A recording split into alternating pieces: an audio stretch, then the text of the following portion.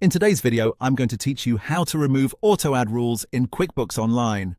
If you have rules set up in QuickBooks Online to automatically categorize or add transactions, there may come a time when you want to stop one of them. Maybe the rule is no longer needed, maybe it's posting transactions in a way you don't want, or maybe you just want to review things manually for a while. The good news is that turning off or removing an auto-add rule is very simple, and I'll walk you through it clearly. Start by going to the left-hand navigation menu inside QuickBooks Online and clicking on Accounting. This section is where you manage important financial tools, including the rules connected to your bank transactions.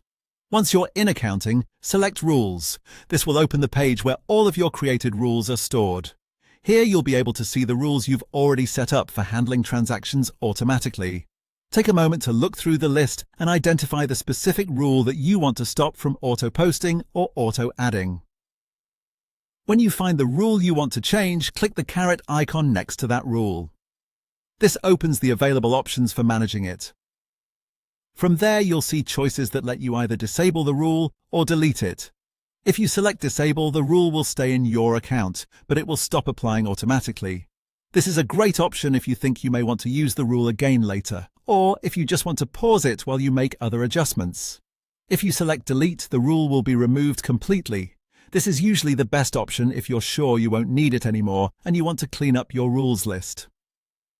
After choosing either Disable or Delete, your auto-add rule will no longer continue posting transactions the way it was before. That's all it takes. As a quick tip, if you're not completely sure whether you'll need that rule again, disabling it first can be the safer choice. That way you can stop the automation without permanently removing the setup.